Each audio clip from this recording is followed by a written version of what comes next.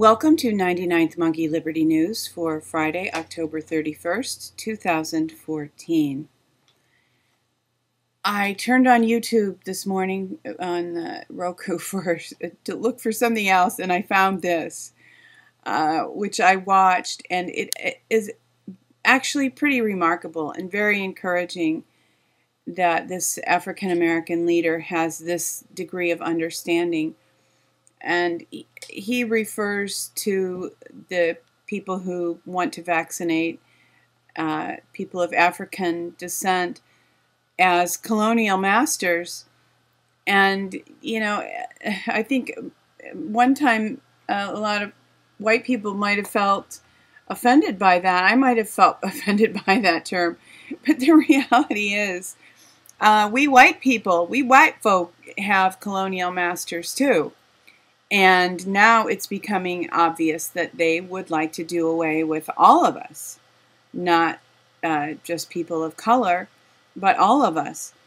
If we can't recognize and acknowledge our brotherhood with all oppressed people, we are going to have a very difficult time navigating these rough waters in which we find ourselves.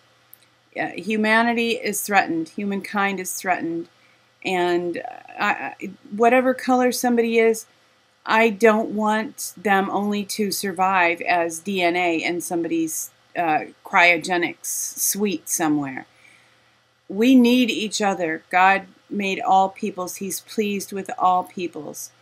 And we need to help one another, recognize what we have in common, recognize our brotherhood.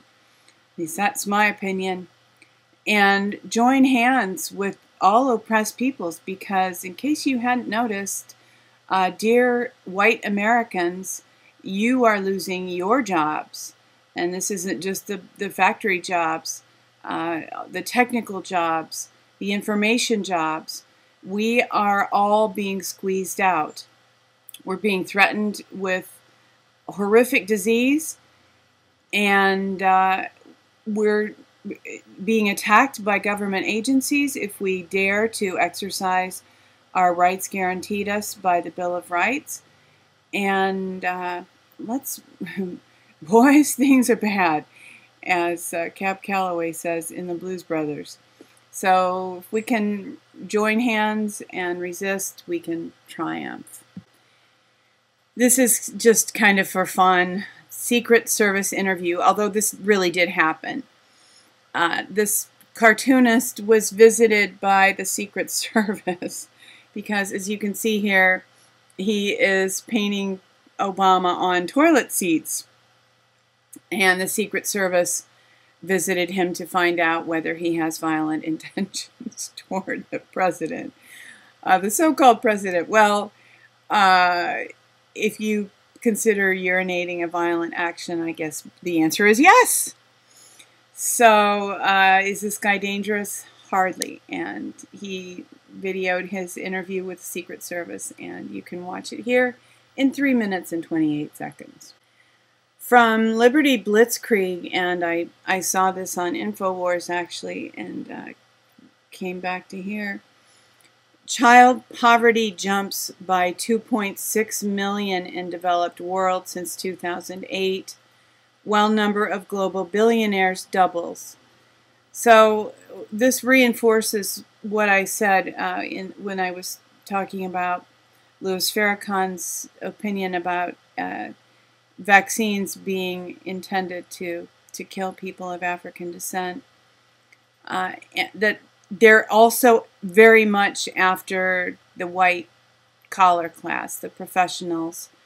Child poverty jumps by 2.6 million in the developed world. And this is not for lack of profits. This is not for lack of demand for goods. This is because all the money gets sucked to the top of the pyramid. Number of global billionaires doubles. So this is a sad, sad indication of the priorities that have determined the destiny and the fate of many, many men, women, and children. And can we change?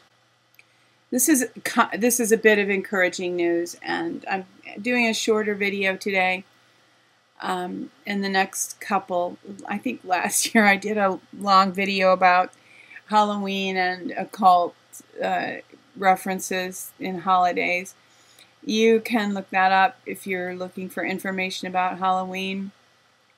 I'm not going really to get into that today.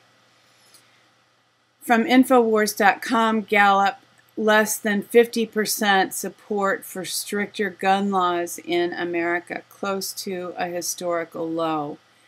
So as much as mainstream media harp about how dangerous people with guns are, and everybody tries to get us upset, I've noticed even included in the scandal plot this fall, there's a pretty obvious reference to the Brady Bill in this season's scandal plot. And you know, even though Scandal exposes so much dirt, it's not quite as classy, if I can use that word, as House of Cards. Not quite as sophisticated, but generally, the lady who wrote it, who conceptualized it, worked in the Bush White House, and in many ways, I think it is a window into that world, which is probably a good thing and one of the reasons why we watch it. But it's unfortunate when you are in even a setting like that, and it's obvious that people are pressing for gun regulation. Trying to make that look like the good guy point of view. But hey, the good news is people aren't buying it, because less than 50% support for stricter gun laws in America. Yay. I learned about this from Koila Pele's blog, Club Orlov, Putin to Western elites, playtime is over. And this evidently was a pretty significant speech. And as BRICS gains power and influence, we need to clean up our act in the U.S. We need to, if we don't take out our own trash, so to speak, there are other nations and peoples who are more than willing to do that. So while we still have the opportunity, I hope that Americans will wake up and demand change. And this is the good news of the day. Now, if you're very conservative, you know, go to church every Sunday and you go to a 501c3 church, you may not see this as good news. But Sweden officially recognizes Palestinian state. Israel recalls ambassador. Honestly, I've heard figures that there are more people who have genuine historical Hebrew blood living in Palestine than there are in Israel. And I don't want to get into this whole topic today. You can look back through old posts, do a search, and find information about this. If you're not already aware. But a question that I have posed to Christian friends at times is, whose welfare is God more concerned about? A Christian who, you know, a vibrant, faith-filled Christian in Palestine, or an agnostic or atheist who happens to be living in Israel and claims Jewish descent.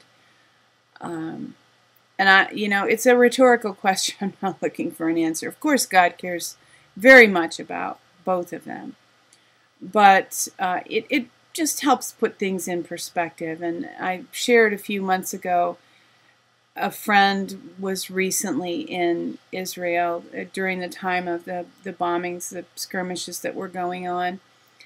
And they have a net in Israel that completely blocks any bombs that come in. It's rare for a bomb actually to hit the ground in Israel. Meanwhile, they were constantly bombing Palestine, and Palestine had no such technology. So we hope and pray for liberty and justice for all, and that certainly includes peace in the Middle East. So Sweden made a call here, and I'm glad that, I don't want either country to be considered the victim or the one who deserves our concern. And that's a little unfortunate here that a choice was made. But the choice was Israel's to recall their ambassador. All Sweden did was officially recognize the Palestinian state.